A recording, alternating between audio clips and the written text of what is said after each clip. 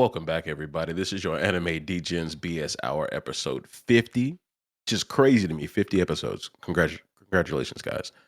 But today we'll be catching up on the cult classics with Golden Boy. Going forward, we're going to try to do one segment per BS hour and make it last the whole hour. Low key, we're running out of ideas, so please send us some. But I think we got it for a little bit here. Let you guys know the best way to support us is to rate the podcast, tell your friends about us, of course. And if you have any interesting topics you'd like for us to discuss, hit us up in the Discord or on our socials. Boys? Dan, how you doing, man? I'm good, dude. I'm coming to you live from a hospital bed. I'm currently dying. No, I'm just kidding. Brothers in the trenches. Feeling a little under the weather. You know, I thought I was in the clear, and I went and saw Gurren Lagann yesterday at the movie theater, and that shit was electric. Very good. Top tier shit. And then I woke up this morning feeling like garbage again. So good for me. Okay. Was it like an abridged version of like the show? Yeah, so is it a abridged version of the first, I want to say 12 episodes or so. Okay. And they really focused on like the first 3. And then we got a Roro fight the Powa montage with like assembling Team Gurren, which was sweet because I've already seen it like 18 times. So that didn't really bother me. And then they changed like a huge fight and made it way more intense. And it was fucking awesome. I like how that sounds. I might have to go check that out, man. Unfortunately, the movie theater across the street is not showing it. So we'll see what actually happens. So does that movie like does it cover like half of like the Gurren Lagann or something? Yeah, roughly half. And then next week they're having the second movie which covers roughly the other half. Is it a good adaptation? I would definitely recommend you watch the show because you miss a lot of like character development and building, and they take a good bit out of it. But as somebody who's watched the show more times than I can count, it was fucking awesome. And like the changes they made to like the fights were just top tier, like mind-blowing level of action. Okay. We fuck with action. Okay. You know, over here at Degen HIGHLY, we like a little hand-to-hand boxing, and you throw it in a robot, it gets a little better. Big mecha energy, allegedly. And Yoko's bikini top flew off. So just saying. All right. That's what Dan really wanted to see. Nope, she is a minor, so no. Oh, okay. But in Japan, it'd be cool. Oh my God. So you guys got any news? Well, setting the tone off good, I guess. I mean, it's going to be pretty consistent this entire episode. Just letting you guys know. It is a key topic of the show we're going to cover. Yes, I got one piece of news from me. Ninja Kamui is going to debut on Toonami February 10th, and it's going to start streaming on Max a day later. We've talked about this anime a couple times now. It's directed by Sung-Hoo Park, who did JJK, and the character designs are done by Takeshi, and I missed the last name, but he did Afro Samurai, Star Wars Visions, and Batman Ninja. So I'm pretty excited for this one. It's produced by E&H Production and Sola Entertainment. This is the anime that had like the picture of the weird, like the teeth or whatever, right? Yeah, the really gritty looking, like futuristic ninja anime. Okay. Well, I just remember it from the like cover art or whatever, like their promotional video was like a dude smiling or something, and it just like had like a full screen of like teeth. I think that's a mask. Oh, maybe. I don't know. We didn't really see much in that, I don't think, if I remember correctly. So just this like smile or whatever. So yeah, I know it's me like and you talked about that. So it's like an Oni mask, like the one you wear in Ghost of Tsushima. Oh, okay. Interesting. But there was teeth. I remember that very clearly. Yeah, well defined teeth. So, and you know, Dan doesn't like well defined teeth in anime. No, not at all. I guess the second piece of news we got is Aniplex has teased maybe 2 different anime, maybe 1. We're not sure. There's like very little information about this, but the code names was O first, and then they done another announcement with the code name is M. So some people think it's the same anime with just teasing O and M. Some people think it's two animes with O and M different, But the only thing we know is more information is coming on the 18th, which will be when you're listening to this episode, I think. So maybe we'll know what the hell is going on over there at Aniplex then. So, yes, sir. Yes, sir. Next, we have Pokemon Horizons is set to premiere on March 7th on Netflix. So you guys going to check out the successor to Ash and Pikachu? 100%. I've seen clips from the new one, and they kept the animation at a pretty high standard, so I'm excited for that. Cool. I have mixed feelings about it, but you have to watch it. I got to see what's going on with that. I mean, Ash can't be a 10-year-old forever, man. I mean, he had been one for like 20-something years. He could have kept it going. He's just basically Edward Cullen. Speaking of Pokemon, did y'all check out like the Pokemon Concierge thing going on Netflix? No, I haven't checked it out yet. I still don't have Netflix. I'm kind of in flux of I don't want to pay for it. And you want to share a family account? I need somebody to lighten the burden on my wallet. No, because we have different Wi-Fi, so it's gonna fuck. Oh, that is right. Yeah. That's why I had to buy it in the first place. Damn it. Yeah. Oh yeah, my sister had like the 14 screen family plan, and it was great. And then they shut it off, and now I think she's probably still paying that much money, and she can watch it on all our TVs at home. But that's it. What? Yeah, they're hoeing people like outright. GG's, I guess. Maybe you can go over there like every once in a while with your phone, and then cast it to your TV, right? So I tried that, and it recognizes that the TV is on a different Wi-Fi, and it hoes you. That's some bullshit. You thought of everything, dude. I guess speaking of Netflix, did y'all see that they're actually airing the Egghead arcs on Netflix now? Really? That's pretty dope. Yeah, it's a week later than Crunchyroll, so I mean, naturally, okay. That's very fair. Yeah, but it's just weird because like they don't have like Wano and like they don't have like a lot of the episodes on there. Then all of a sudden they got the new episodes of Egghead airing on it. That's wild. Yeah, because Netflix stops at basically the end of the first half. So it says, see you in the new world. And if you just keep going on Netflix, it's like, welcome to Egghead. Yeah. Oh my God. And you're just like, who the fuck's this? When did Jinbei join the crew? Like, what's Gear 5? Like, what's going on here? Who's this robot, bro? Why does Luffy have white hair in his poster? What's going on? I saw a TikTok somebody made it. It was so funny because they were just memeing it. And they're like, oh my God, is that Gear 4? With Gear 5 up on the screen? Yeah. Oh no. I'm not sure if that was a right call or not, but I guess more people can watch One Piece now, Egghead arc. Yeah, they're gonna have to work on those rights for that. That's pretty tough. They'll get it eventually, I feel like, because I mean, Oda to Netflix, he's like the Adam Sandler of anime for Netflix right now, like yes, that is correct. Shout out Adam Sandler, by the way. Big love over here. Did you see the trailer for his new movie coming out, Spaceman?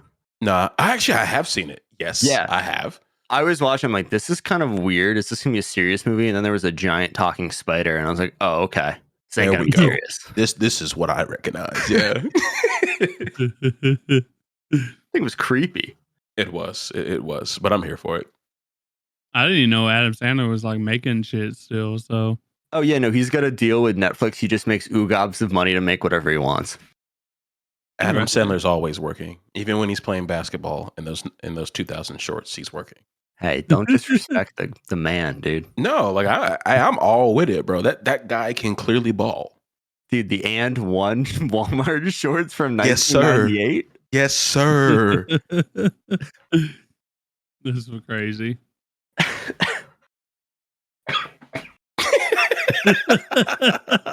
We got Dan. We got him. Drink some water, pal. You guys both should. I'll introduce the topic in a sec. Oh man, I'm really happy we could make you laugh and cough At the same time. Yes. Tonight's gonna be a rough night for Dan, folks. It's all good. I'm still like gassed up on that Gurren Lagann energy, so I'm pretty hype right now. Big bet. The drill that will pierce the heavens will pierce the drill that'll pierce my lungs and make me cough. Oh yeah, true. So you guys want to get into our topic of the evening? Let's do it. So we're starting a new segment this episode, and it's catching up on the cult classics. So in this segment, we're going to explore a bunch of quirky, interesting anime that supposedly aren't very good, but they have a very, very, very strong cult following. And we're going to start it off with none other than Golden Boy. Golden Boy is an OVA released in 1995 by A3P. It's an anime studio. They're well known for the OG JoJo's adaptation, as well as Golden Boy. It was originally published in Super Jump magazine between 1992 and 1997. And it was written by the Freaky Frog himself, Tatsuya Igawa. And with the studio name, I was kind of curious what it stood for. And it's Yugen Gaisha Anaza Pushpin Paraningu, which is, in English, another pushpin planning. So this is some OG shit. They're putting pins in a board. Okay. All right. I like that. Yeah, I thought it was interesting. I saw another translation for the modern day, and it was another PowerPoint. Another PowerPoint planning or something like that. That's like the modern adaptation. That's some crazy rebranding. I love that. And the studio is now defunct. So RIP to A3P.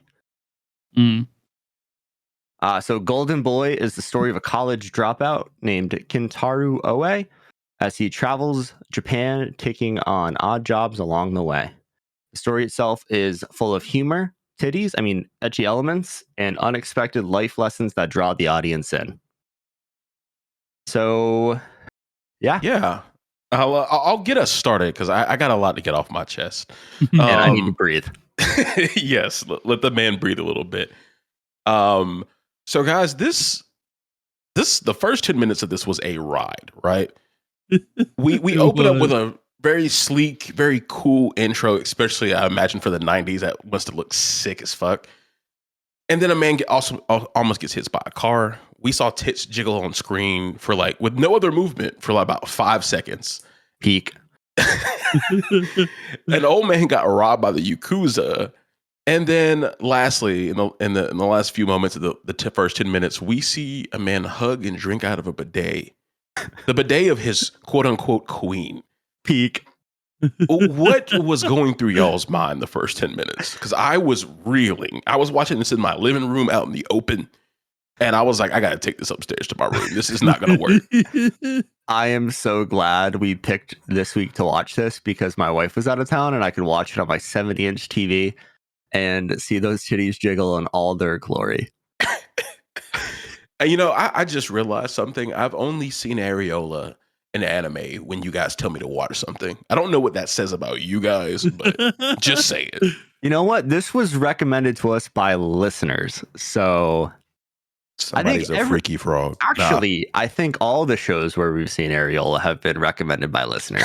Except for one. I will mention one was Afro Man, and Bass recommended that shit. Oh shit! Did you just say Afro Man? Afro Samurai. Yeah, Afro Samurai. Well, there was this blind man, right? Afro Samurai, bro. And Bass recommended that shit. That's true. He caught me. Okay. Tyler's just over there with a Colt 45 and 2 zigzags on his brain. This anime done got me all messed up, bro. See, I guess just seeing the titties, bro. I don't know. And what makes it worse is we already said Afro Samurai in this episode. During the news. Yeah, during the news. Like I said, he's got a Colt 45 and 2 zigzags on his brain. You're going to need to lock in here, Tyler. Baby, that's all you need. Well, I found it really, the first 10 minutes of the show what really stood out to me was like the jiggle physics and the boing boing sounds that Kintaro made while the jiggle physics was going full speed. Can you imagine being like an animator at a studio? It's your first job, and they're like, you're gonna animate this 1 5-second scene, and you just have to draw the same lady over and over again with just like her boobs in slightly different positions. I'd be the happiest guy in the world. I don't know how it feels. Like I just went to school for this. I studied my ass off, and here I am drawing titties. Peak. I mean, It's not the worst first job. I mean, for 90s anime, Madam President was a fucking stone cold fox. Madam President is fine in any era. Oh, that's 100%. But they took it to the next level. Yes, they did. They did. That was Demon Slayer quality of jiggles. Okay, next question. Before we have a question, I do want to bring up that I did zero research on what this actually was. Like, okay. I didn't look into the show at all. I just knew that it was humorous and like comedic and all that. And I'm watching the intro and I'm like, holy shit, is this a bike anime? Like, is this like a bike racing or something like that? I'm like, they've shown a lot of clips of this bike, and it's a mountain bike, so we're gonna get mountain biking. And I was pleasantly rudely awakened to what it actually was. I was in the same boat. I saw like the Ferrari or whatever. Maybe it was a Lamborghini, and then I also had seen like the girl on the bike, right, Megami.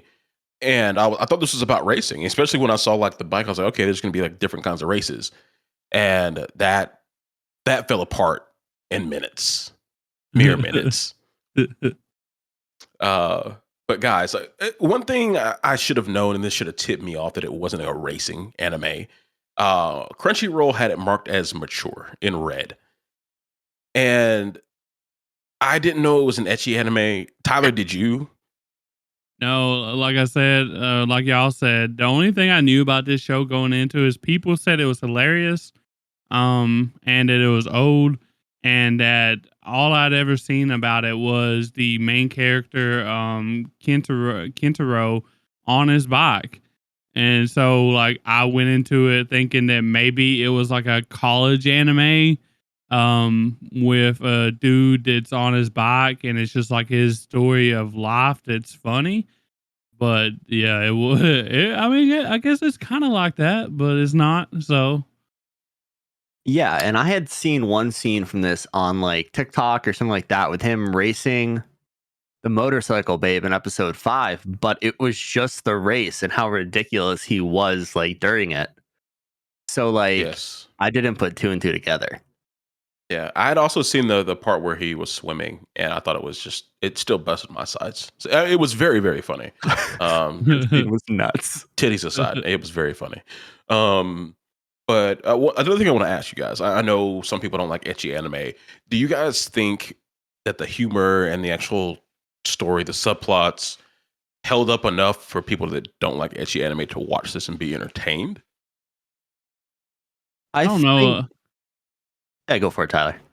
I was so the thing is about this is like it's an ecchi, and like only certain people can get through ecchi stuff, especially if they got like family and stuff, you know. Right.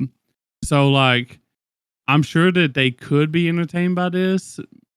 I mean, especially if I guess you're a guy, you know, a younger guy.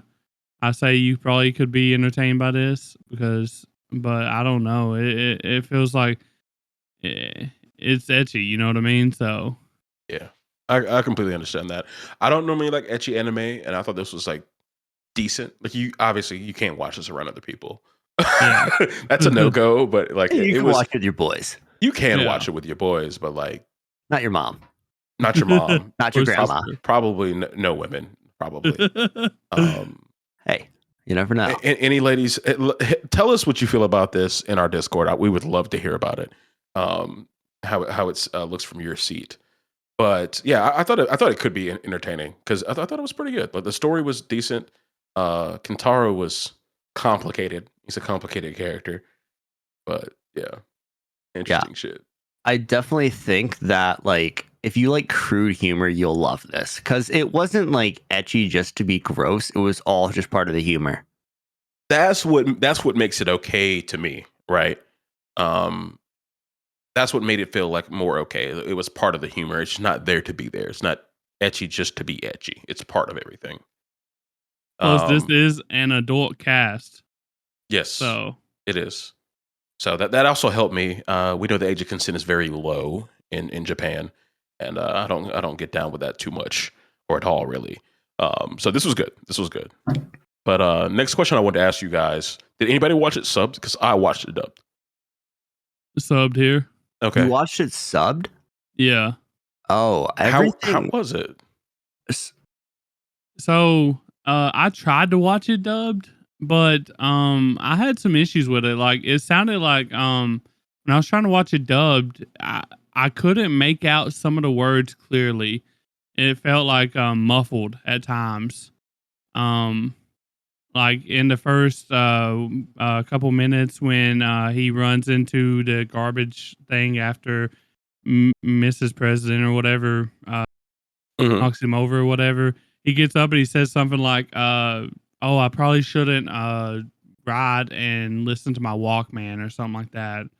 And I had no idea that's what he was saying until I turned on the subs, and then I was like, "Okay, that makes more sense now," because I had no idea because I just couldn't understand what was being said. So I don't know if it's just my country ears.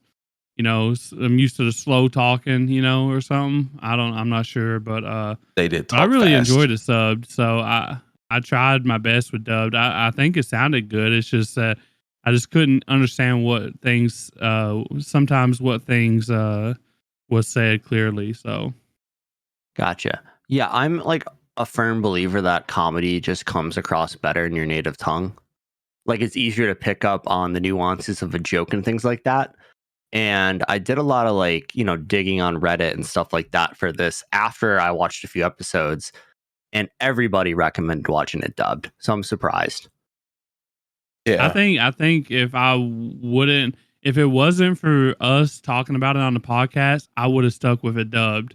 But then obviously I wouldn't have known like what exactly it said at all times, and I wanted to be pretty informed, when we're talking about it, obviously, because we're talking about it for the podcast. So, Yes, but if it sir. was just me doing it on my own time, I probably would have watched it dubbed, and I probably would have enjoyed it even better.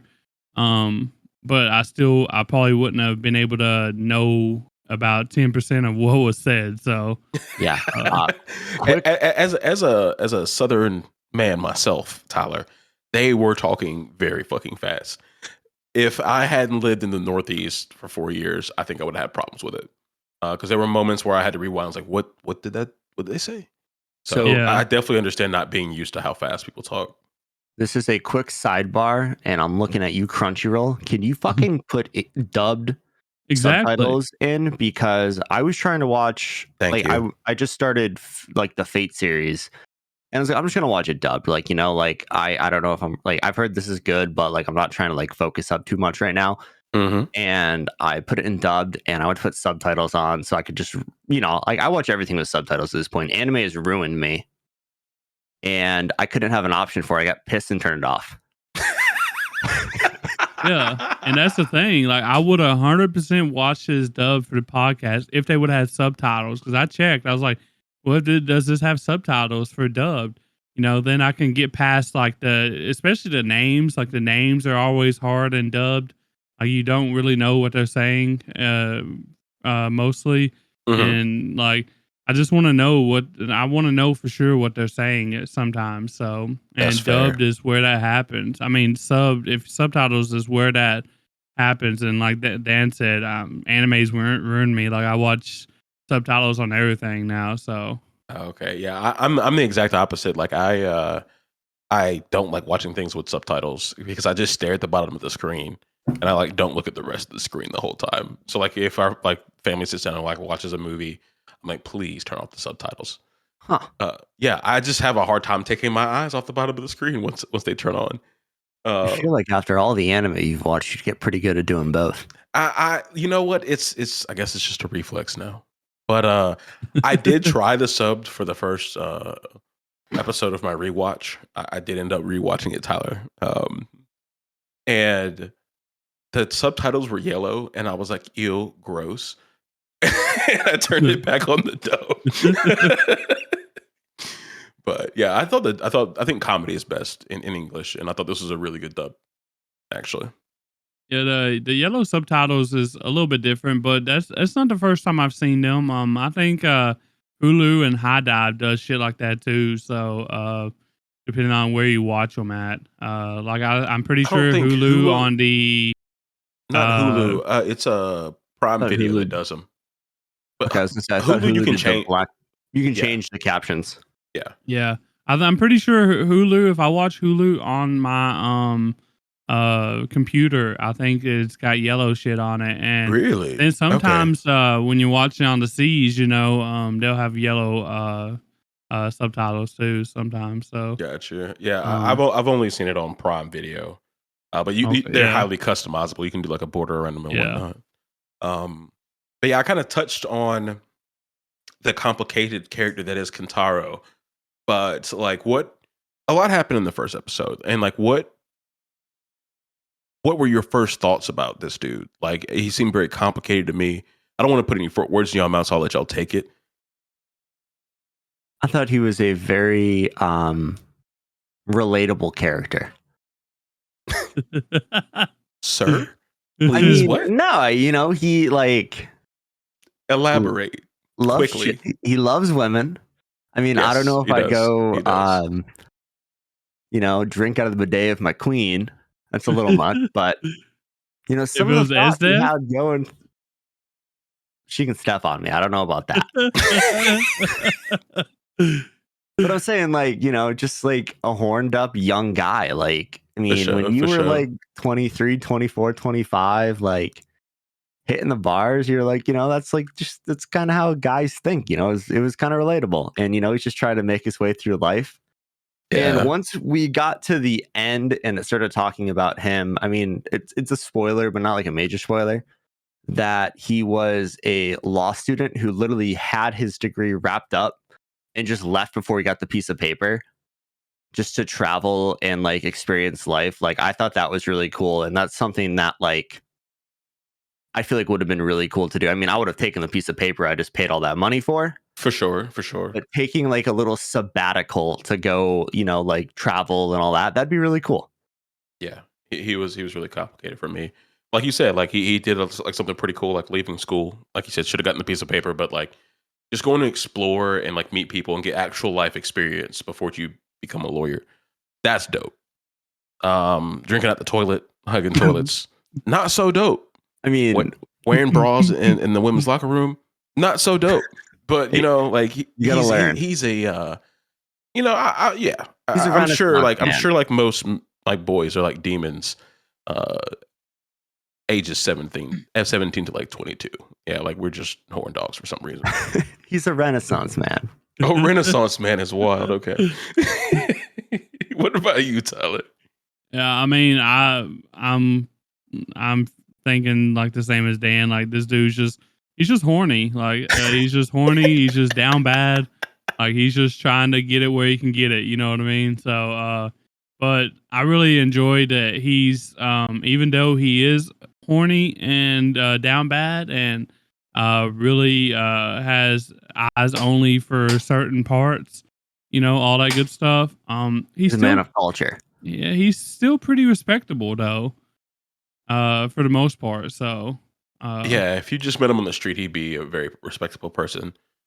I mean, sure, he's got the wild-eyed look about him sometimes, but I mean, so most of these women that he meets, like they were bring also the worst bugging. out of him. The women were They're bugging. pushing him. The Richter scale, dude. Like this man knew how to draw a dime. Yeah. For sure. Yeah, speaking of his studies and his nefarious ways, he also like carried around like a notebook.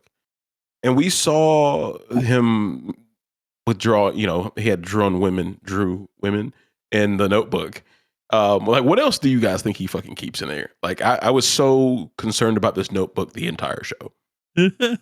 Well, so they get into it in, I think, the 3rd episode when the girl he's tutoring takes the Notebook. And he's like writing detailed shit in there, like very observant about the world. Like, yeah, he might draw like the woman he works for who's a 12 out of 10. That's fine. But he's also taking notes on, what they do and everything else and like their personality. And like, he's a very observant man. Yeah, and he might have like lines pointed directly at their titties and other assets. 34 inches. Easily a D, not a C cup. I think that it's really just like drawings and like just like lessons that he learns and shit like that. So as we see him all the time after he gets in trouble, he'll be like, what do you say? Like, this is educational or something like that. Yes, he would say that. Those are the moments that he writes down. Study. I'm dead ass going to just start saying this is educational from now on because it's such a good line. Oh man! Imagine get like screamed at by your significant other or your boss. This is educational. Trying to get slapped. Oh man. But yeah, we kind of touched on the ladies as well. But like, did you guys have any like favorite characters outside of Kintaro? I would say female characters, but every other character was a female character, pretty much. I don't. Yeah. I don't know. Okay. Like, I got Reiko. Which one's that? Reiko? Okay, the bike rider, motorcycle lady. Yeah. She's a bad bitch. She's nuts. We're gonna get into her a little bit more in the spoiler zone because she was something else. Extreme. She was extreme, is what we'll say. Something else. If you watch this, you at least have to get to episode 5 with a Rico because nuts, absolutely bonkers, lady. I mean, if you get to episode 5, you might as well finish it off. Yes, you have to get there though. You have to. Yeah, I was about to say this is only 6 episodes, so it's highly doable. In just a few hours, honestly. Yes. So I'll go next. I'll give Tyler some time to think. I think my favorite character was I was gonna say Rico. I'm gonna say something else now. I think it's Kalko, the daughter of the Yakuza person. I just liked her interaction with Kintaro. How so? I'll explain that later. But it was more of the comedic side of what their relationship than what actually was happening with them physically. And also that episode, like it actually gave us more knowledge of what kind of person Kintaro actually was. So yes. So I thought that was an amazing episode. BS aside, crudeness aside, crassness aside, thought it was pretty cool. I guess for me, like I really enjoyed Kintaro, but other than him, I would probably say like the chick at the end, the animation studio chick. Yeah, I think I liked her a lot, but because she was that dope. Yeah, and she like at the end, he's all the time got a lot of people chasing or whatever, but she stood strong, and stuff like that. So she said she was going for him. She just had to finish her job. Yeah, well, that's what I'm saying. Yeah, some restraint. She didn't lose her mind, like that's all true. the rest of them that's did. True. So she's like, I gotta go do my shit first. So if you guys were paying attention, there was a nice poster of Bill Belichick in the back of her desk that just said, "Do your job." No days off. No days really? off. No, dude. It's made in '95, dude. Never know, bro. Okay. I gotta pull it together. Well, now I want to ask you guys a few questions about like the overall style of the anime. We've gotten past more of the lewdness here, And so this came out in the mid 90s, like Dan said. I think 1995 is when the anime came out. So we're stuck with this 3x4, 4x3 aspect ratio. Sometimes this can be hard for me to deal with going from something like Frieren or something of high, animation quality for today. Was this hard to deal with for you guys? No, I don't think so. Okay. Is that normally a problem for y'all? Because it is for me. Okay. No. Okay. Classy boys. I know Dan's like watched a lot of Gintama. I've watched some of it, but Bleach, like early Bleach, had the same shit. Early Bleach, early Naruto. I mean, Yu Hakusho. Like, I mean, I've watched Gundam from like 1970. So like this is a masterpiece in animation compared to that. Yeah, no, for real, it is. I feel that. I think the biggest problem, the series I had the most problem with was One Piece. I don't know which arc it was, but they had like sidebars on it. They like adapted to the 16:9, but they put like pictures on the sides. Oh, like the map. Yeah. I was like, yo, stop that. Did they do bullshit. That on Netflix? I can't remember. I watched it on Crunchyroll. I watched it all on Crunchyroll. Oh, okay. I watched the most of it on Hulu, I think. I know it wasn't Marineford or Water 7 or Enies Lobby because I've rewatched that multiple times, but it's one of those arcs that really I really had a problem with. I don't think I've ever seen that, so I must have watched like the HD. It must be some of the HD remastered shit before they did that. You know what I mean? So yeah, I think that was like back in 2018 or something like that. Yeah, when I saw the 2018 and 2019. But it's I thought the art and animation was actually pretty solid for its time too. Like the overexpressive faces, and then like you have the hand drawn backgrounds. I thought that was pretty good stuff.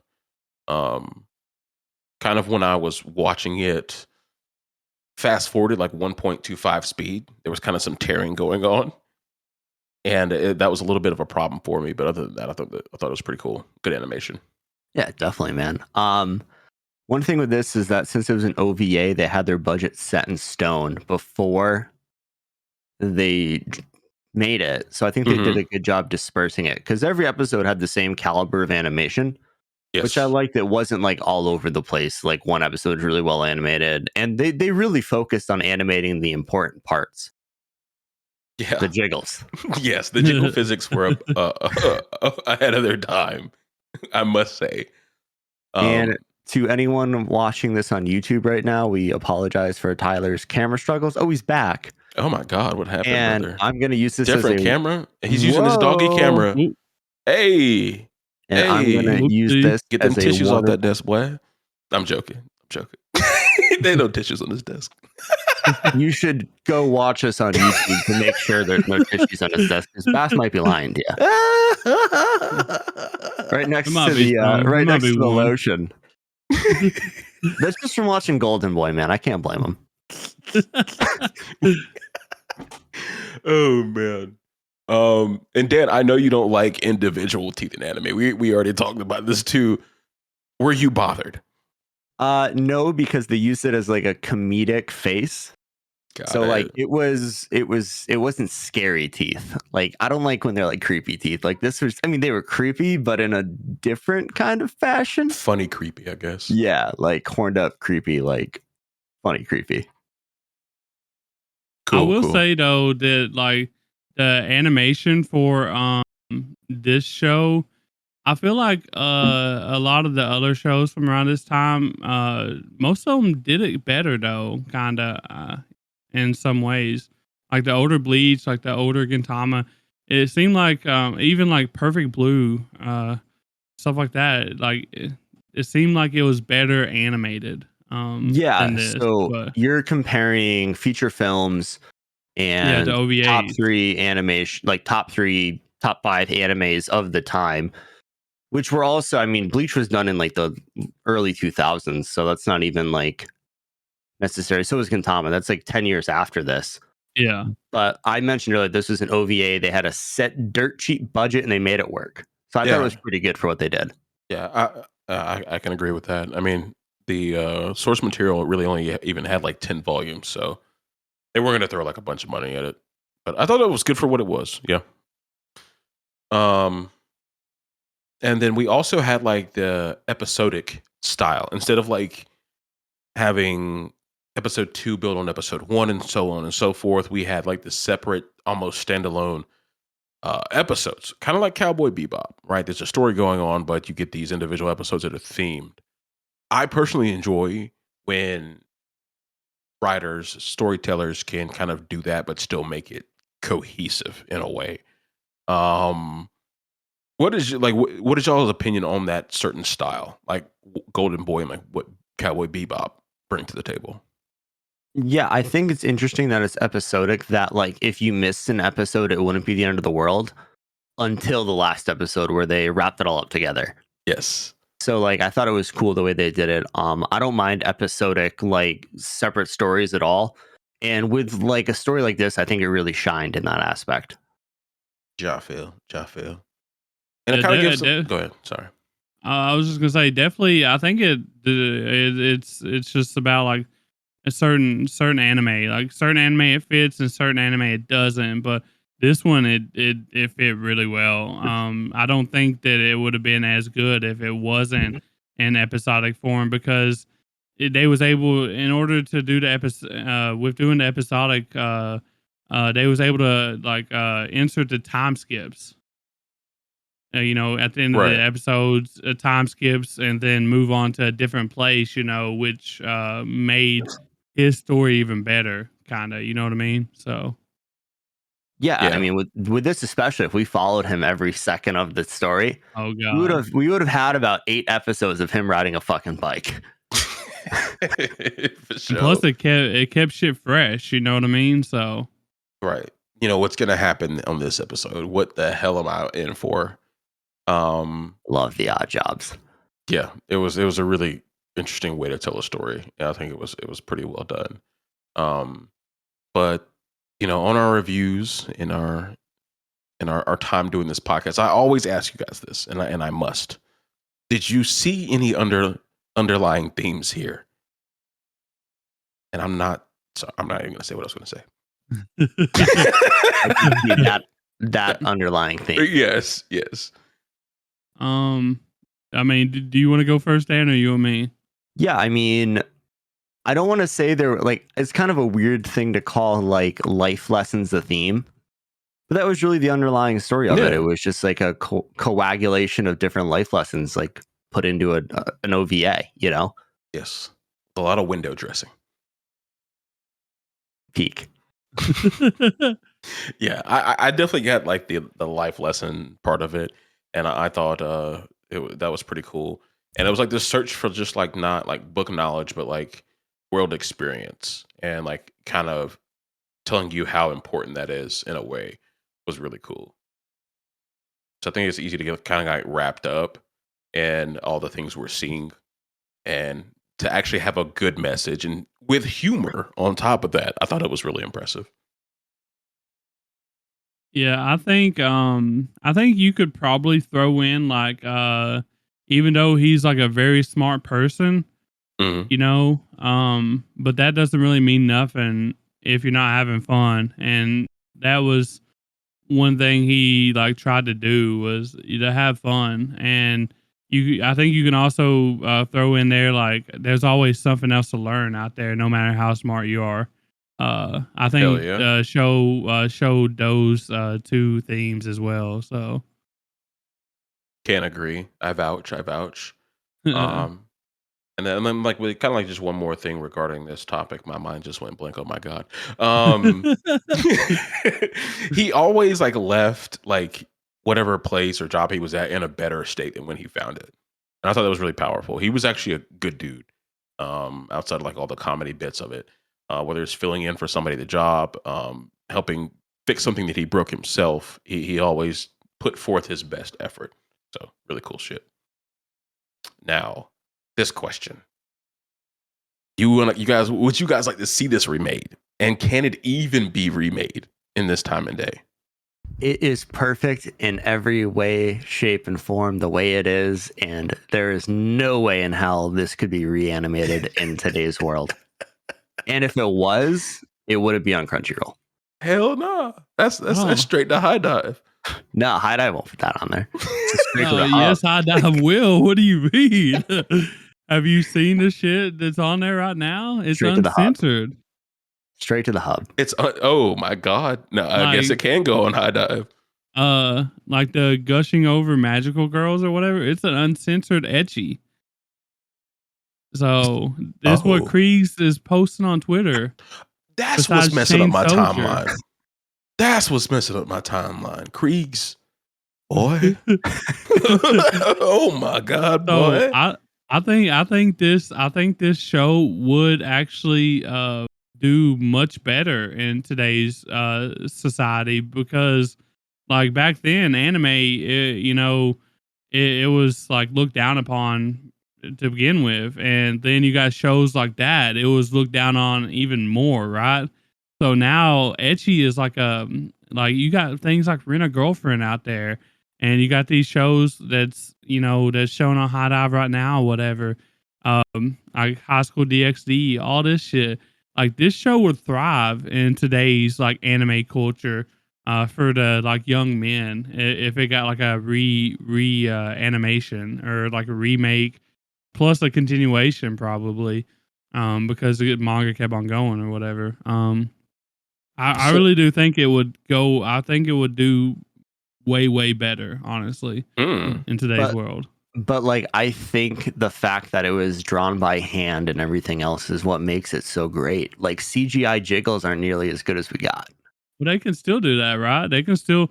There's some great like hentai artists and shit out there. Imagine the people from Food Wars or some shit like animating this. So I think what would be cool is like hand drawn backgrounds and like CGI characters. I think would be pretty dope. It's possible. The but 90s I like how that aesthetic feels so good with this, and I think it would just, I don't want to say ruin it because it'd be the same story, but like I feel like it would take away from it, like this is supposed to be crude and low budget and everything else, and that's part of what makes it so great. So what we found out with this discussion here is that Dan is emotionally attached to Golden Boy at this point. Love it. Yeah. Love it. You don't mess with a good thing, man. It's like if they reanimate Yu Hakusho, I'm not going to enjoy it as much. I don't care. I probably would be okay with it, just like I have been with Kenshin. I just want to be as good. I think too that like we're like so far advanced like in like the animation side of things that they could actually make it look like it was older, and and still like have that feel to it while giving it like a reanimation and a remake or whatever. Okay. I feel like they could actually do that. So I mean, I guess I'm bringing like a personal vendetta into this because I think that people these days are fucking lazy and they need to come up with new stuff instead of remaking everything. I wholeheartedly agree with that. As far as like the movie theater, it's ruining the movie experience for me. Yeah, like we didn't need another Mean Girls. Like we don't need another Golden Boy. Golden Boy is great the way it is. It's perfect. It's just perfect. But imagine if you like did it even further. I'm pretty sure like it gets even wilder in the manga. I think I read somewhere that like he starts cross dressing and shit to do shit or something. I don't know. That's funny. Hold on, Tyler. Didn't this man just go watch the Gurren Lagann yesterday? No, it's the original movie though. It was a 15-year re-release. Oh, okay. It wasn't reanimated. No, I didn't know. From 15 years ago. All right. They literally had a whole thing with the original people from the studio being like, holy shit, we didn't think this would be happening in 15 years. Look, man, it sounded really inconsistent with your actions, and I had to bring it up. Nah, it's like when you go watch Spirited Away in the movie theater 20 years later. Yeah, okay. I learned something this evening. Nah, it wasn't. Gurren Lagann's perfect. You don't need to reanimate that. All right, boys. So, lastly, I want to get into some ratings before we get into the spoiler zone. For people that haven't watched this, we definitely want you to know kind of how we rate this and whether we would advise someone, our audience, to watch this, guys. Tyler, I'm going to let you go first on this one. For me, I think it did a pretty good job at trying to do like at being what it was trying to be, without being too much. Okay. So it done a good job of being like a mature ecchi with an adult cast, but it didn't really go overboard. It hit its moments and then it just went away from it or whatever. Um, I think that if you're a fan of like mature sexual comedy, I would recommend this 100%. But if you're not, like, I don't know. I don't know how this would go over for those type of people. But me, I probably would give this a solid 8. Honestly, I had like a lot of fun watching this. It was really humorous. Okay. Okay. So I don't have as constructive of a review as that. So I'll go next before you, Dan. So I thought this was good. This is somebody that does not like ecchi, like really at all. Would I have probably kept watching it if we weren't watching it for the show? No, but I'm glad that I did. And I'm gonna say this out to the people that don't really like ecchi. Just give it a chance. There were really moments that like I literally had to pause the TV to like laugh and get back at it and rewind it a little bit. So it's worth it to me. We've already told you don't watch it around your grandma. That's not an option. Um, but overall, for me, a rating I would probably give it like a 7.4, 7.5. Sorry, yeah, 7.4, 7.5. Very very solid, very very solid. This is the first ecchi anime I've like ever liked, so I think that says a lot. Do you not like Kill la Kill? I was going to say I didn't keep watching it; it was too much for me. Oh, great story.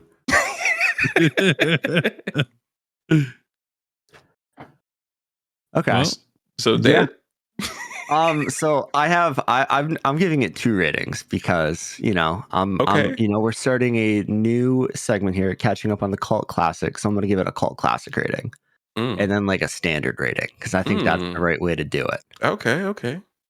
So my standard rating, I'm going to go like 8.1 because I definitely enjoyed this more than Tyler did. And that's a fact. I thought this was hilarious.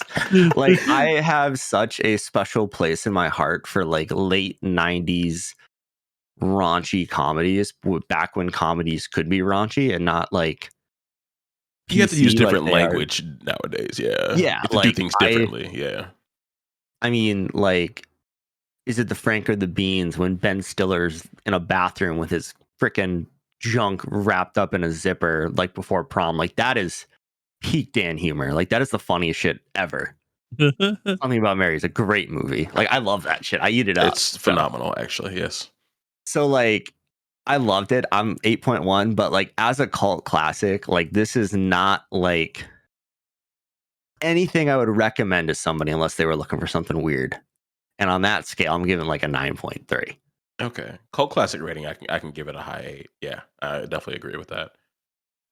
It's not of this time, which I think is perfectly fine. Like Dan said, I like things like Superbad, Pineapple Express, and then like a bunch of different things that like are not PC, but it's good. It's still good. It doesn't take. Yeah, it's still really good comedy. So definitely suggest you guys watch this if you're up for something weird, like Dan said. Yeah, and with some of the other shows we got coming up in this series, Ghost Stories, the dub specifically, that's a 10 out of 10 on the cult classic rating for me right now, and I'm like 10 out of 10. I'm excited to start it. Cool. It is ridiculous. All right, you boys ready for the next section? Yeah, so I guess spoilers. Yeah, this is if you haven't watched this yet, this is probably where you should stop and go watch it. Because now we're gonna get into like the deep shit, the good shit. We're gonna get into the spoiler zone, where we're gonna like discuss a bunch of spoilers from the show and just get real Degen with it, kind of, so to say. So, I guess that's enough time for y'all. Heck yeah, man! I guess we can just go ahead and go with it. See you soon. Bye. Get on out of here. Come back and listen now. All right. Yes, for sure. All right, guys. I'll go ahead and get the spoiler zone started for you. I really think that we found out that Kintaro wasn't completely useless. when he made that new and like better like software program for the ladies over there at the software company in episode 1. You know, at this moment, we had seen Kintaro drink from a bidet and catch spit in his mouth. Electric. I almost cried. I was laughing so hard at that. My jaw hit the fucking floor. It was like the way he opened his mouth and like the smile he had on his face. I was like, bro, I get it. I get it. Look at her. Why was he so ready? He was so ready. I'd let her spit in my mouth. I think that's off the tables for me, honestly. But you know, I'm not here. You to ain't lived yet, so. my boy. You ain't lived yet. Hey man, if you're back at it, you're swapping saliva anyways. This is just a more direct approach. A more degenerate approach. I said direct. I don't really think that she was for it though. You know, like she stalked him out disgusted. Immediately after. She stalked him the fuck out. Oh man, but like, she can stomp me out, dude. I don't care. Worth it. But like I said, he made that software program and he made it better than what the ladies did at the company. Like, what were your at the end of episode 1? Like, what was going through your mind? Like, who is this guy to you at that point? Well, conveniently, when we got to the end of the episode, that's when the narrator comes in and like, this is Kintaro. He is a dropout of law school who conveniently finished all of his classes. And I was like, oh, so the kid's a freaking genius. Right. But we didn't know that, you know. Well, I guess prior to that. Yeah, I guess okay. Prior to him saying that, yeah. So it just made me think that he like has like one of those like soak it up memories and he just takes everything in. And with that, I thought it was interesting that they said it was more user friendly and everything like that. I'm like, well, yeah, if you have somebody who doesn't know what they're doing making a program, they're going to make it easy to use. Yes. Very true. And I thought like, you know, I was like, okay, he literally. So I thought it was kind of like a joke because he said that he studied all night long to learn this coding language or whatever. I'm like, that's some bullshit, you know, like what kind of shit is he doing? And then I was like, there's no way. Like he's just playing around at this time. Right. And then at the end of the episode, it comes out and says that after he learned a new coding language that they was using and made their shit better or whatever. And then it said at the end of the episode, I'm like, damn, okay. So this dude's actually smart because, you know, first opinion of him, like this dude's like a dummy. Like he's an idiot, you know? Dude, so I was fucking rolling on the ground when he was like, I studied computers for this job. And it shows him with a cardboard keyboard, in the book in front of him. He's just hitting the fake keys. I'm like, I love this man. Yeah, like, I mean, he was trying really hard. Yeah, I mean, 1995 computers were not cheap. And the fact that he like in front of the girls when he got there, he was like, it pulled up a screen and he was just like sat there. He's like, what is this? And they all laughed at him. It's like, this poor fuck, man. He has no idea what's going on in the world. But yeah. He's dedicated to the grind, bro. Yes. I was really conflicted about Kintaro at this point. I was like, okay, clearly smart, great guy, but boy, is he a deviant. He's a man after my own heart. Yeah. I mean, he starts calling his boss his queen within like the first 2 minutes of meeting her. You know what? He's on one. He's on one. You know what I will say about Kintaro is he's the kind of guy I would love to randomly meet at some shitty pub and just listen to him talk for hours. Yes, it would be great. Like I don't even need, I'll break out my notebook and start taking notes. Like this would be educational. It would be educational. Study. I don't think he would be interested in talking to you though, unless she was a very good-looking woman. So true. He's a bro. I feel like he's a bro though. He's a bro. Yeah. Until a very attractive woman walked by. It's rips. Yeah. It's over, bro. He might like I know it's early in the year, but he might be a bro of the year candidate for next year's DGs. Oh shit. Okay. Oh. Lofty. Write that one down. I mean, it's a new award. We make him up on the fly. I'll come up with a better name than bro of the year. Maybe the Man of Culture award. I don't think he can win that one. Oh, we're talking different cultures here. Oh, okay. I see now. I think it would fit the best in like Playboy of the Year or something like that. Let's go, Playboy. I used to hate when people called me Playboy. So, like an adult, when I was like a kid, called me Playboy. I used to hate that shit. I was never called a Playboy. What's up, Playboy? I hate that shit.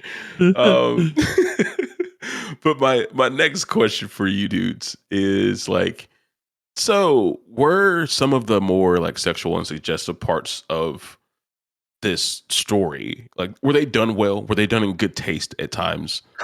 I think we need to get right to Sometimes. episode 5 right here. We can. I mean, this is that'll go into my what the fuck moment too. Yeah, let's do it. This was the most tasteful display of modern art I have ever seen in my life. Is this dude serious? What did he say? Tasteful or distasteful? He said tasteful. Okay. I said modern art. Modern art. Yeah. Displays of modern art. Okay. Hey, modern art is weird. Modern art is weird. It's off. It's out there. And a woman having an orgasm on the back of a motorcycle could be considered modern art. You could say art is an explosion. Art. I need to get up. I need to walk away for a minute, guys. I'm sorry. I'm a Datera, bro. Datera knew what was up. I need somebody who is good with video editing to just have that scene in Datera. Art is an explosion. We can make that happen. We have the technology. We can't post it anywhere. It's gonna get flagged immediately. But for me, we can put it in the Discord. That might get flagged by Discord. They're kind of creepy now. We'll see what happens. But yeah, I don't even know how to follow that up, Dan. No, none of it was tasteful, but it was hilarious. I mean, the scene when he is chasing the swimming instructor, and then he just sucks right up in there. I was crying. It was like I was lying on my couch with like 100 and something degree fever, and it was a fever dream, boys. I was crying. I was dying and crying, dying in two different ways. Oh my god! That scene, the swimming scene, where like he's trying his best to catch up, and he actually did catch up. That was the first time in this series. I don't know which episode it was. Episode 4. That was the first time in this series that I actually was like, "Damn, this is kind of out of pocket right now." You know, that's how long it took for you to say this is out of pocket. Yes. What about the spit? The spit. That you know, whatever, you know, it's just spit, but like I respect that, Tyler. You didn't want to yuck his yum. I respect that. Like the spit, like the toilet shit, whatever, you know, people's got kinks, you know, whatever. You know, it is what it is, but like there wasn't nothing like way overboard until this moment. And then like he literally like puts his like nose and shit straight up there and just gives it all he's got. I'm like, oh my god, this is the first time this dude has touched another chick in this episode. That is true. So. That is true, and it was the most inappropriate thing I've ever seen in my life. So, I can't say bro was respectable somewhat up until that moment, and then that moment. But I mean, can we? At some points, can we truly blame him because he didn't think he was going to catch up? So I think that she kind of slowed down too, right? So it was like a head-on collision. I don't remember her slowing down. No, she was saying, "This is like half my speed. I'm matching your pace." And then she pulled away balls to the wall, and then he had a surge of strength through some visual stimulation. Yeah, I don't know, bro. Man. That was a big what the fuck moment for me. I think, like I said, that was the first time for me seeing something like that in a show. For me, like the first what the fuck moment was when he was tutoring the high schooler and she was just making fun of his erection the entire time. I was like, stop. My man's trying to keep it on the up and up. He's just a man, though. He's just a man. look at this adorable erection. I'm like, what the fuck goes through your head, you psychopath little girl? She was on demon timing the entire time. Big time. I mean, the fact that she like faked like him cutting off her clothes and got the shit kicked out of him. But in that scene, good for him. Good for him. He was a man's man right there. Yeah, he was no coward. He took his licks, and the big boss respected him. Yeah. No excuses. My actual what the fuck moment, and I said it out loud. That's why we're calling it what the fuck moments. What was when Megami actually was humping the motorcycle. I was at first. Riko, you mean? Rika. Yeah. Rico. Yeah, you're right. I was like, maybe this isn't what it seems like. There's no way she's actually doing this. And then we see Kintaro like looking into that room or garage, and like she's dead ass going to town, waxing her pearl, and and revving the engine, sitting on this motorcycle. And I was like, yo, this is. I don't know what I signed up for. Who made me watch this? What the hell's going on? Dude. I turned down my TV. It was ridiculous. I turned up my TV, but I was home alone. Damn. Okay. All right. I don't know what you. How do you rebuttal to that? I mean, I get whatever works. I mean, you know what I mean? So, yeah, whatever makes you happy, Dan. I was talking about her. I was talking about okay. Rico or whatever the hell her name was. Whatever works. I felt like it's just like, you know, she's like the true definition of like men ain't shit. You know what I mean? That's what I thought the whole time I was watching her talk. I was like, men ain't shit. And I'm like, okay, that's what you are right now. Yeah, she like it. Actually said like that she doesn't like men, and men that ride bikes are worse. And she preferred her motorcycle. So I think this is anime's first motorsexual. And that's saying a lot. I think we've only ever seen one of the motorsexual. You want to tell us about that, Dan? Yeah, I mean, there's an episode of My Strange Addiction where there's a guy who loves his like 1995 like Grand Prix, and he talks about fucking the thing, which is dick in a tailpipe. So that's wild. He used to go, yeah. Okay. But like they show a scene of him like lying under the car, just like kissing the bumper, and I'm like, oh. Life imitates art. But if it's a lady on a bike, that's fine. That's modern art. I mean, you know, there's better ways of doing this, you know what I mean? But I mean, like I said, the theme, like my motto of this show is I'm not here to kink shame. So I mean, that's it. I'm not here to kink shame. Okay. Do what you gotta do, you know what I mean? So True. So yeah, we just talked about some of the crazy moments in this. I mean, there was a ton of comedy. There was layers of comedy in each episode. A lot of it was kind of lowbrow, not gonna lie. But were there any like subtle hints of comedy or irony that stuck out to you guys as you were watching it? This is gonna be hard. It wasn't very subtle. I thought there was a couple. I was rewatching it, so I took a little bit better notes the second go around. I noticed one was Kintaro broke the fourth wall in episode 5 when he gets kicked out of the like that high class household for being a creep. He gets kicked out and he says, "Wait, we haven't even established a subplot," and I thought that was pretty funny. That was good. I love when shit breaks the fourth wall. I mean, that's why I love Gintama, because the fourth wall is just shattered the entire time. And another one for me was like when Kintaro was working at the he was with the election workers, and he was like going on and on about like how there was terrible corruption with this guy becoming the mayor. He was putting like 100 yen bills and fruit and stuff like that to make people vote for him. But when they said he messed up, when they said, "Oh, if you guys help us, you do your job, he gets elected, we're going to take you down to the red light district and we're gonna get you the good ladies of the night. And of course, Kintaro's like, yes, I will put my life on the line for you now.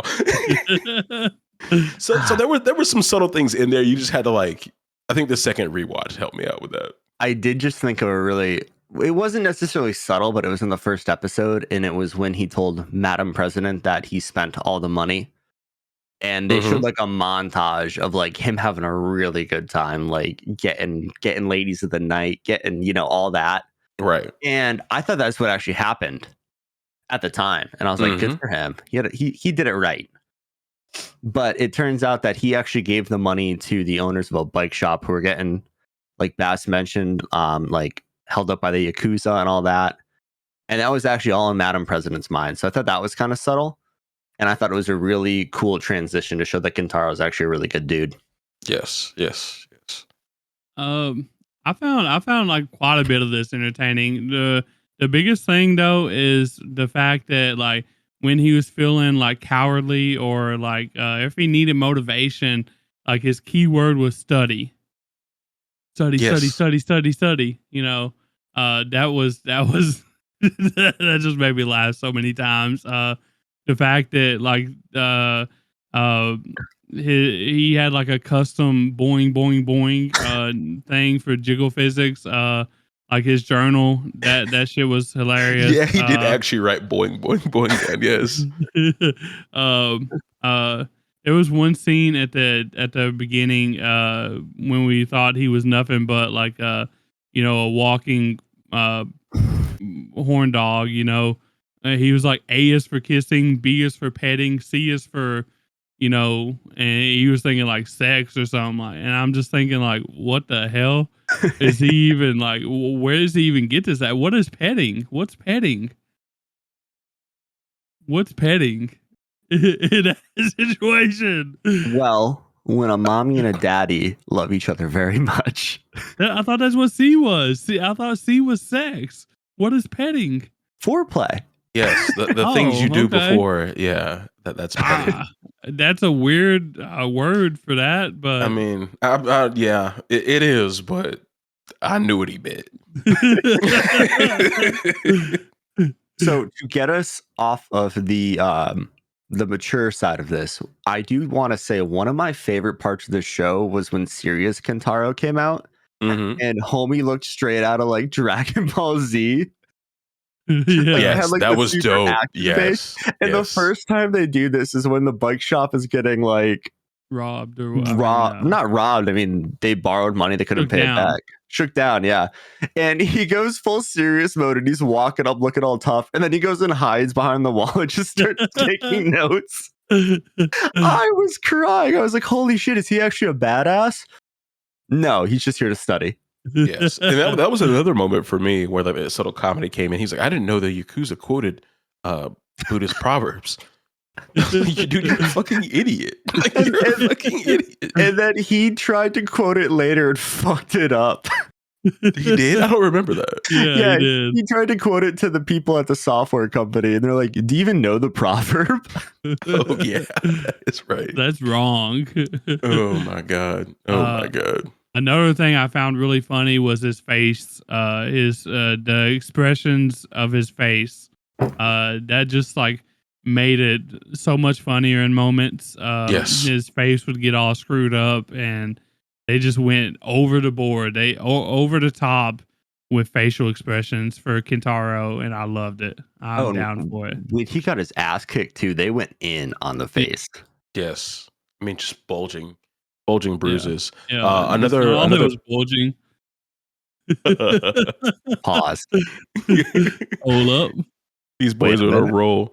How could we not be on a roll with this show? Yes, very true, very true. Yeah, another place where like they had like a really cool facial expression was when Madam President or whoever, she was stomping Kintaro out, and I just loved the animation there. She's just like going in on the back of his head, and her eyes were like bulging out.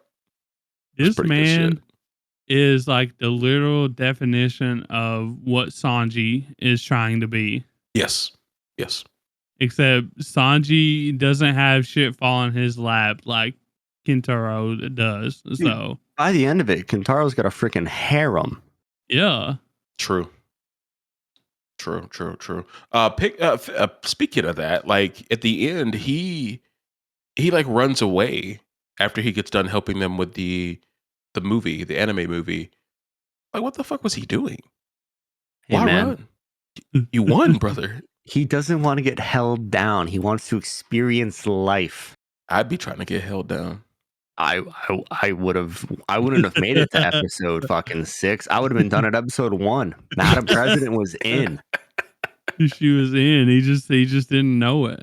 I mean, True. she got in her Lamborghini Diablo and started fucking chasing him down. I mean, if I'm on a bike and an absolute dime piece like that is chasing me down in a $300,000 to $500,000 sports car, I'm done. I'm in, boys. I won the game. Yes.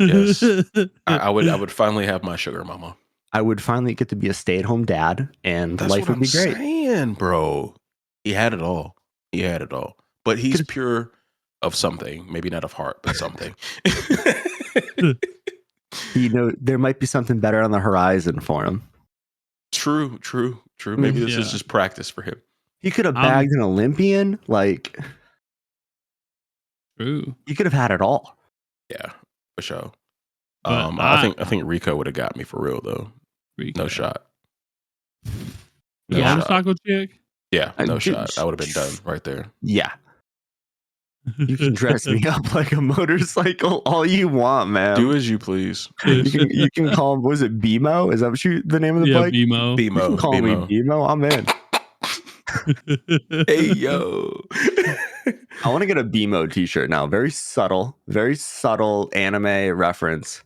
But the people who know are going to respect the fuck out of it. Like, oh my God, he's sick. Ride me like a BMO.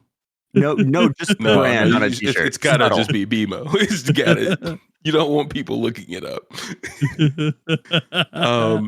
And speaking of BMO, I thought it was pretty ridiculous that Kintaro was like racing Rico on a bike for some ass, and all the meanwhile, like Tyler's saying, study. Dude, the fact that he is literally on the wire of an electrical line on his bike going full speed ahead, priceless. That was so fucking epic. And you just see the shadow of him coming down on her on the bike when she's like, I gotta beat by a mile, all that, and he's just up there freaking pedaling his ass off. Yes, my moment was like when he went over the unfinished bridge to try to jump it. And I was like, bro, like this is the most down bad I think I've ever seen. You gonna jump over the unfinished bridge in your pedal bike, my boy? Hey, that's like a 150-yard gap. Like, what are you doing, dog? But that's the one moment he won Rico's heart. So more power to him. Yeah, I guess that whole scene, like that whole episode, it was just like men ain't shit. And then it went to like a theme of like what men will do for women. Yes. I'm sure men have done more for women than that, honestly. There's some really down bad folks out there. One I guess episode we really haven't talked much about that I want to at least touch on was the noodle shop episode. I thought this was a really good episode. Yeah, that was really good. This one wasn't as lewd at all, so we kind of have missed it so far. I mean, the lewd parts were just hilarious. Yeah, I mean they still were, but it was cool. Like he was actually looking out for one of the girls. I mean, of course, he found her cute, but like at the end of the day, like he was just trying to save her from like Hiroshi, who ended up being Yakuza. I thought that was a really cool episode. I don't really have definitely. I don't have any questions about it, but I definitely want to mention that episode. That was probably my second favorite episode. I think that episode, with it being like episode 3, I think you said. I think 3, yes. Yeah. That was like the first episode that we truly learned like what kind of guy Kintaro actually was. Like he's not just like a horn dog. Like he's not just like a smart dude. Like he actually, cares about helping other people, especially. And like he went out of his way to go to the derby, like the derby scene. Like that was like that was really good for him because not only did he go there, like he made sure that she was going to be okay, and then took the consequences of that, um, by being kissed and shit like that. Then on top of all that, he tried to like keep her from breaking her heart from breaking by keeping it all on like a lie, kind of. True. Which is I thought was really touching. So Yeah, he was a real one in that episode. Like he had it really going on that episode. Thought it was dope. My biggest laugh, and I'm gonna ask you guys this. We asked it in the no spoiler zone, but now we can kind of like go into like why. But who's your like favorite female character? I think We Dan already went. talked about why. Yeah, well, yeah. I wasn't really talking to you, Dan. But what about you, Tyler? Have we like touched on? I think I favorite said female? some. Mine was the painter chick at the end, kind of just Okay. because like she like instead of running off with the rest of them try to do running off and chasing him. I think she kind of knows what kind of person he is and understands that she's not going to be able to catch him, so she needs to go back and start living her life, because he's already gone, like True. she understands that, and she understands what type of man he is. So Dan's gone like the wind. yeah. Yeah, and I mentioned my favorite one was Calco, the schoolgirl, and I mentioned that it wasn't for like the physical comedy that we were getting. I just thought it was ironic that like Kintaro like saw straight through her bullshit, and it like made her angry about it. And then when she tried to retaliate against him, he like stood on business and like didn't like think it foul of her. So I thought that's why she's my favorite, because I really enjoyed that episode. There's another spot where we saw where Kintaro was like super dope, like a super like bro, really. Yeah. And I will say I was being pretty sarcastic when I said that Reiko was my favorite. I'd probably have to say Okay. Madam President was my favorite. Okay. Because that's my type of girl. Mm. And I think you guys have learned something a lot about the Degens with this segment. Bass likes manipulative women. Tyler likes the cutesy girls. And I want somebody to spit in my mouth and step on me. I don't know how he pegged me. Not I like just know you that. No, well. yeah. He knows me pretty well at this point. That's true. But she's got to have money if she's gonna step on me. Hey, there you go. He likes powerful women, and I respect that. Mommy. Big mommy energy. He stopped coughing for that, didn't he? Yeah, he come right back up really fast. Holding out the back. I had to come back. Well, really, boys. I really just got one more question for you, and we'll wrap this thing up. And Kintaro kind of touched on what I find most powerful about anime. I want to know if you guys agree with this or think the same way about it. What I really like about anime, he said what he likes about it was you can pull off scenes and things with characters that are not possible with live action, where that scale over emotionally drawn faces like we saw, vibrant colors and camera angles. Like, what makes you guys, one, like a show like this, but two, anime overall? I mean, Kintaro hit the nail on the head with that one. Like, we've talked about this a million times. Like, when the One Piece live action got announced or like was coming out, we were like really concerned with the fact that like, are they going to be able to capture the magic that is One Piece? And they did a really good job of it because they didn't try and mimic all the stuff you can only do in animation. So I think that's just what makes animation in general so special. Understood. I wholeheartedly agree with that. And yeah, it's just like the way you can tell a story is very, very unique. Very, very unique. You can be over exaggerative with everything you do. Yes. But but the thing is like if you don't embrace that, and like if you try to like it can go both ways. You know what I mean? Like you can have anime,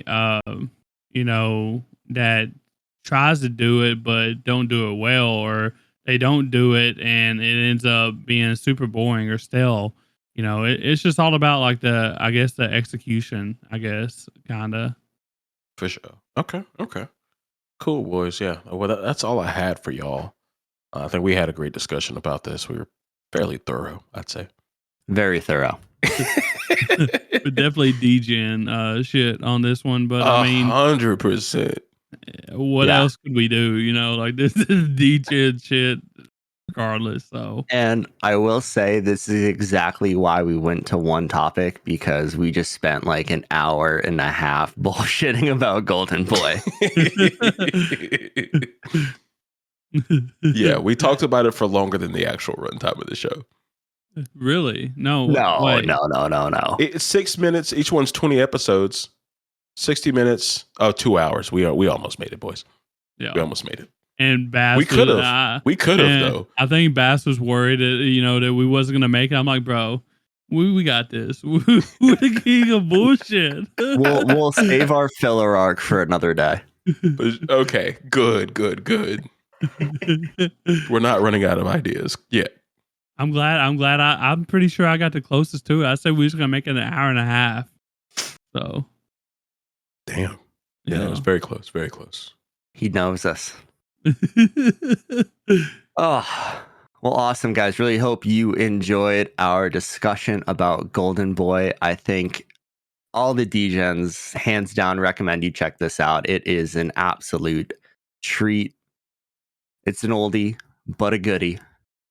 And we appreciate you guys catching up with us on some cult classics. Make sure to join the Discord if you haven't yet. Linktree.com/Anime Degens. You can also find all our socials there. Link is in the description of every episode if you're too lazy to type it in. And we'll catch you guys next week. Peace. Later. Peace.